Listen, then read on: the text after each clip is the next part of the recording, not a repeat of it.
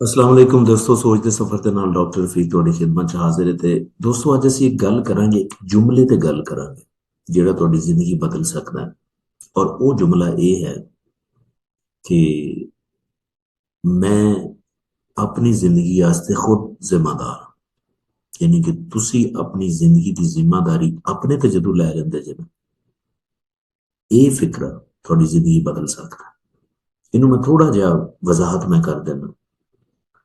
ਕੁਝ ਲੋਕ ਇਹ ਹੁੰਦੇ ਨੇ ਕਿ ਜਦੋਂ ਉਹ ਕਾਮਯਾਬ ਨਹੀਂ ਨਾ ਹੋ ਰਹੇ ਹੁੰਦੇ, ਉਹ ਫਿਰ ਹਾਲਾਤ ਨੂੰ ਜਿਹੜਾ ਨਾ ਉਹ ਕੋਸਦੇ ਨੇ ਕਿ ਹਾਲਾਤ ਠੀਕ ਨਹੀਂ, ਲੋਕ ਠੀਕ ਨਹੀਂ ਨੇ, ਸ਼ਿਕਾਇਤਾਂ ਕਰਨਗੇ।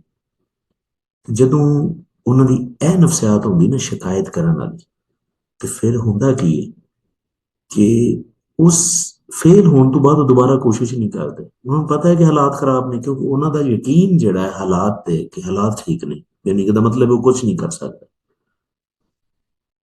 ਮੈਂ ਮੰਨ ਲੈਣਾ ਕਿ ਹਾਲਾਤ ਵੀ ਸਭ ਟਾਈਮ ਠੀਕ ਨਹੀਂ ਹੁੰਦੇ, ਲੋਕ ਵੀ ਠੀਕ ਨਹੀਂ ਹੁੰਦੇ, ਲੇਕਿਨ ਫਿਰ ਵੀ ਕੁਝ ਰਾਵਾਂ ਮੌਜੂਦ ਹੁੰਦੀਆਂ।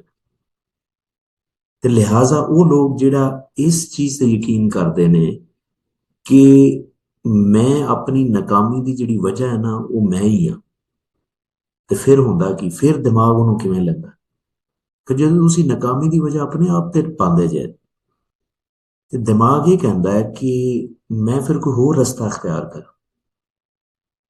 ਦਿਮਾਗ ਕਿਸੇ ਹੋਰ ਚੀਜ਼ ਵੱਲ ਸੋਚੇਗਾ ਕਿ ਇਹ ਕੰਮ ਤੇ ਇੰਜ ਵੀ ਹੋ ਸਕਦਾ ਹੈ, ਇੰਜ ਵੀ ਹੋ ਸਕਦਾ ਹੈ, ਕਿਉਂਕਿ ਦਿਮਾਗ ਇਹ ਕਹਿ ਰਿਹਾ ਹੈ ਕਿ ਇਹ ਕੰਮ ਮੇਰੇ ਕੋਲੋਂ ਨਹੀਂ ਹੋਇਆ, ਮੈਂ ਨਹੀਂ ਕਰ ਪਾਇਆ, ਮੈਂ ਕਿਸੇ ਹੋਰ ਤਰੀਕੇ ਨਾਲ ਕਰਾਂ।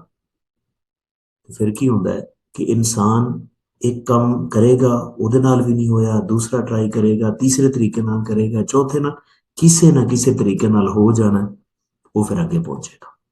ਤੇ ਲਿਹਾਜ਼ਾ ਇਹਦਾ ਕੀ ਮਤਲਬ ਹੋਇਆ, ਤੇ ਤੁਹਾਡੀ ਜਿਹੜੀ ਕਾਮਯਾਬੀ ਹੈ ਨਾ ਉਹਦੇ ਜ਼ਿੰਮੇਦਾਰ ਤੁਸੀਂ ਖੁਦ ਜੇ। ਔਰ ਇਸ ਚੀਜ਼ ਤੇ ਅਗਰ ਤੁਸੀਂ ਬਿਲੀਵ ਕਰਦੇ ਜੇ, ਤੇ ਯਾਦ ਰੱਖਿਆ ਜੇ ਫਿਰ ਤੁਸੀਂ ਕਿਤੇ ਵੀ ਮਾਰ ਨਹੀਂ ਖਾਂਦੇ। ਲੇਕਿਨ ਅਗਰ ਤੁਸੀਂ ਇਹ ਕਹਿਣਾ ਸ਼ੁਰੂ ਕਰ ਦਿੱਤਾ ਕਿ ਹਾਲਾਤ ਠੀਕ ਨਹੀਂ, ਲੋਕ ਠੀਕ ਨਹੀਂ, ਤੇ ਫਿਰ ਸਮਝੋ ਤੁਹਾਡੀ ਬ੍ਰੇਕ ਲੱਗ ਗਈ। ਉਮੀਦ ਹੈ ਕਿ ਤੁਹਾਨੂੰ ਕਨਸੈਪਟ ਸਮਝ ਚ ਆਇਆ ਹੋਵੇਗਾ, ਲੇਕਿन फिर भी ਤੁਹਾਡਾ अगर कोई क्वेश्चन है तो कमेंट सेक्शन जरूर लिखो, इंशाल्लाह मैं ਉਹਦਾ जवाब भी देंगे, हो सके तो वीडियो भी बना दें। जज़ाकल्लाह।